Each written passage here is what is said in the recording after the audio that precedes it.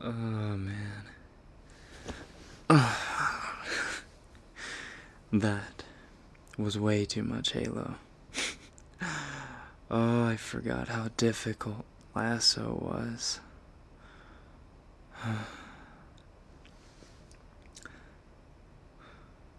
I hope you weren't bored the entire time. You didn't really say all that much.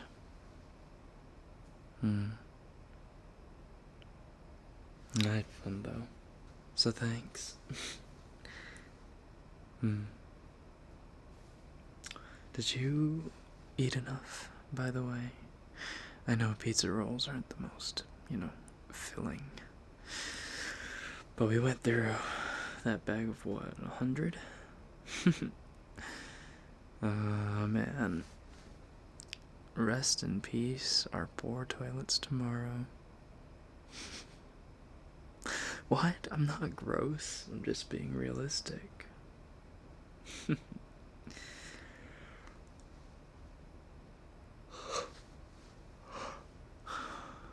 Oh, man.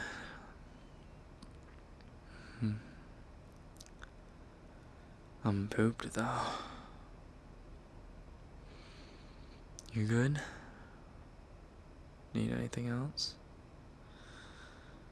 Because I'm gonna crash here any minute.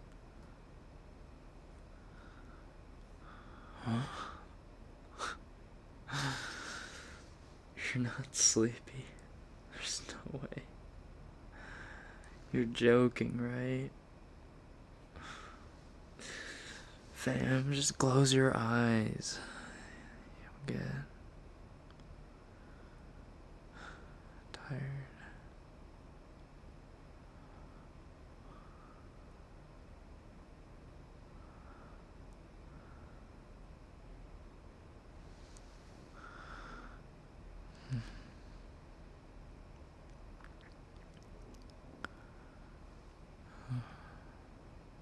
Huh? Oh, sorry.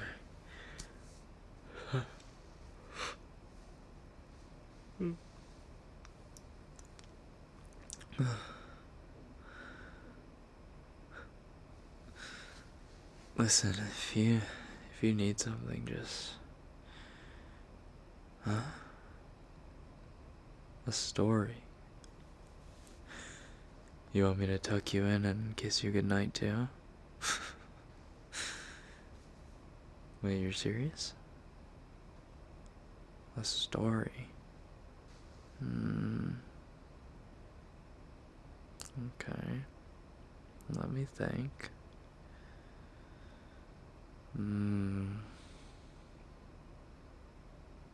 Alright. I got one. I'll try to make it long, okay? Okay. Once upon a time, there lived a widowed mother and her son, Jack. The two lived in a very old cottage and were very poor. No thanks to Jack, a very kind-hearted but lazy and carefree boy. The mother was very sick, and one day they were all out of money. She told Jack to sell their last milk cow so that they could survive. The next day, Jack whistled a tune as he led the cow toward the market, but was soon stopped by a mysterious old man wearing a dark hood. "My boy," the old man croaked. Yes, I'm gonna do voices. "My boy," the old man croaked. "Do I have a deal for you?" The old man pulled out of his pockets what appeared to be a handful of normal beans.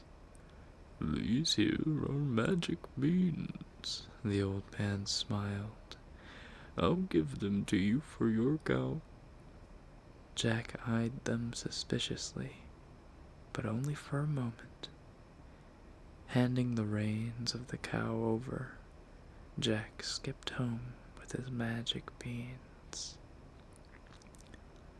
That night, Jack's mother shook her head in disappointment and tossed the beans out the window with the last of her strength and collapsed onto the armchair. Ashamed, Jack went to bed hungry once more and cursed his own stupidity. The next morning, however, Jack awoke not to sunlight, but to darkness, for right outside his window, a giant tree had grown.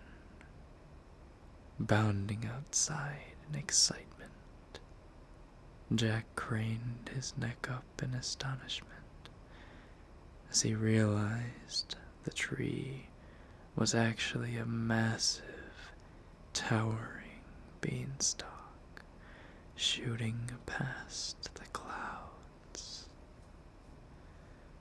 Without hesitation, Jack began to climb, as tired and hungry as he was. When he reached the top, Jack climbed off to see a massive castle in the distance, towards which he skipped. Approaching the massive entrance door, 5 times his own height, Jack gulped and knocked. From inside, Jack heard thunderous footsteps and watched as the door opened slowly, revealing a very gentle-looking giantess. "And who might you be, little boy?" she asked. "I'm Jack, and I'm awfully hungry. Is there any way you could help me?" "Oh, of course, dear. But do be quick. My husband is coming home soon, and he doesn't take kindly to Englishmen." I don't know what accent that is. Please just let me tell the story. The giantess showed Jack inside and fed him bread and cheese in the kitchen. As Jack choked down the food, even louder, meaner footsteps echoed from the hall. Fee, fi, fo, fum. I smell the blood of an Englishman. Be he alive or be he dead, I'll grind his bones to make my bread. The mean giant growled as he stepped into the kitchen, hoisting 3 pigs over his shoulder. Jack scrambled into a cupboard as the giantess stepped towards her husband. "No Englishman here, darling. Just a bit of stale cheese." The giant humphed and stomped over to the spit, roasting the pigs with skill and swallowing them whole. He then made his way to a dining table and pulled out a large pouch, out of which he emptied a large amount of gold coins all over the table. The giant began to count and stack the coins, but not even halfway through, and the giant's head crashed onto the table, having fallen sound asleep.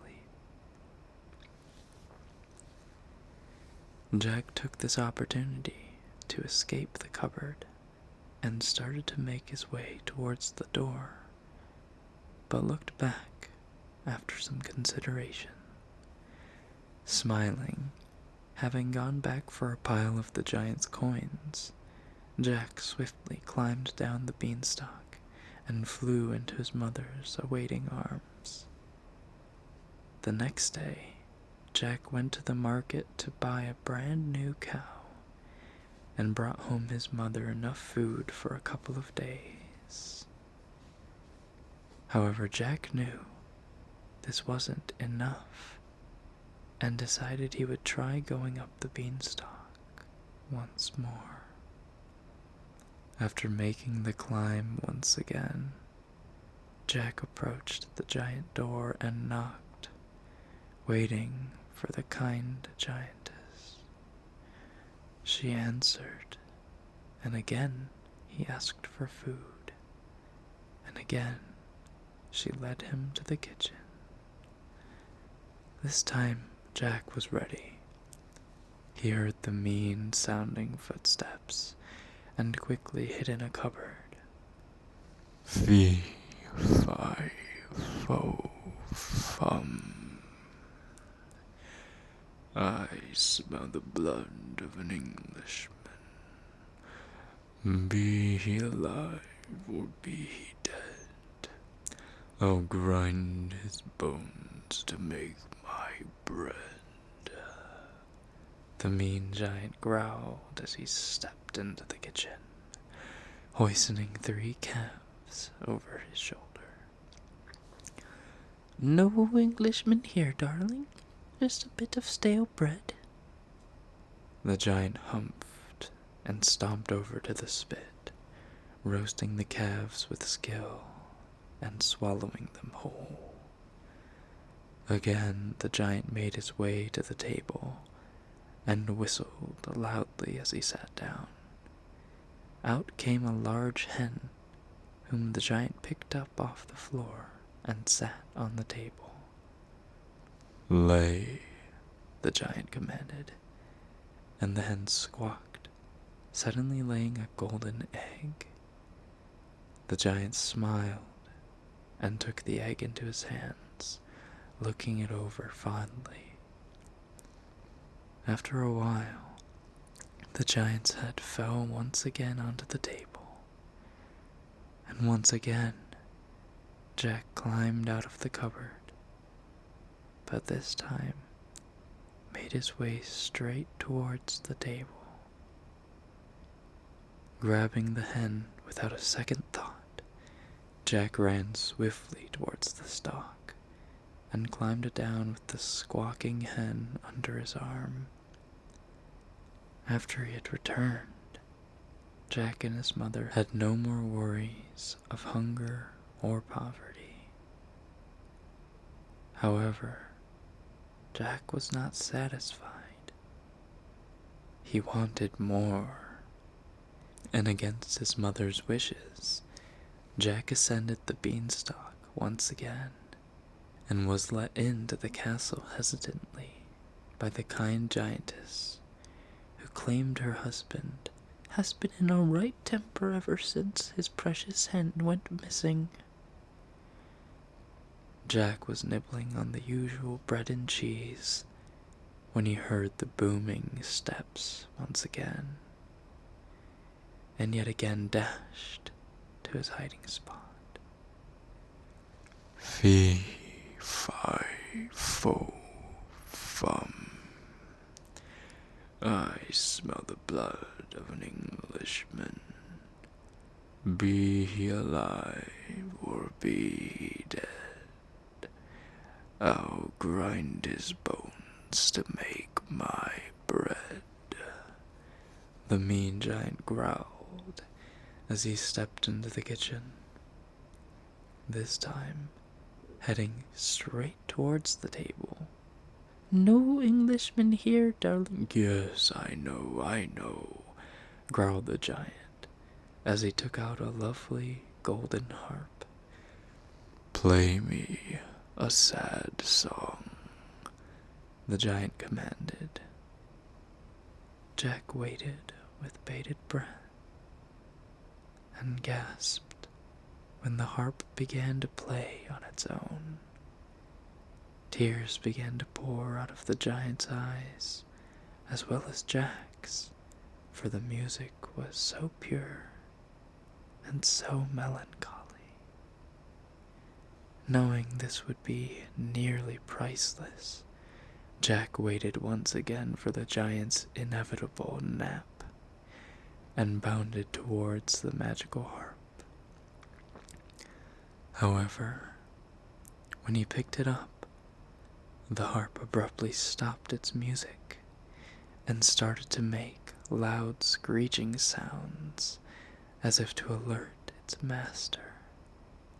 To his horror, Jack saw the giant's eyes fly open with fury as he pointed a big branch-sized finger towards Jack.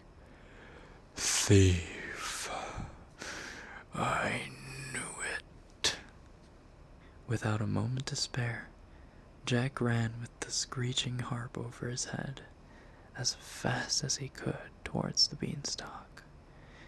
Hot on his trail was the furious giant, but Jack was quick and reached the beanstalk first.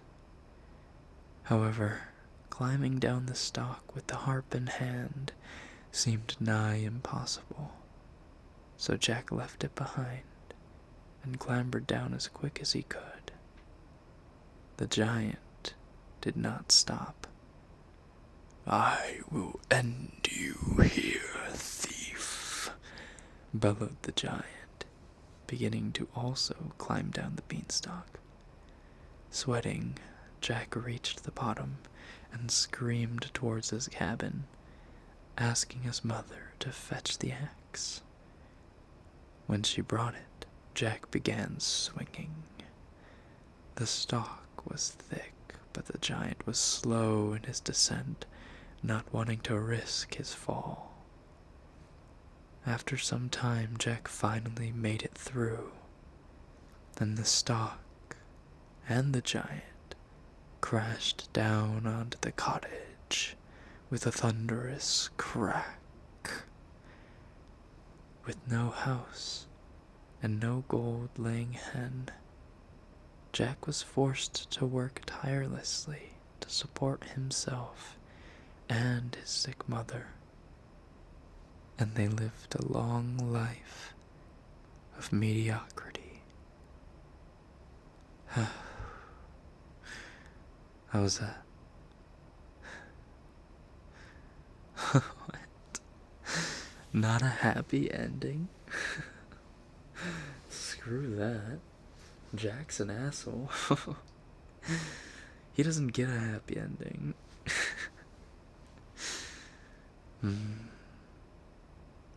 Alright. Now, go to sleep. Guys. Seriously. I'm gonna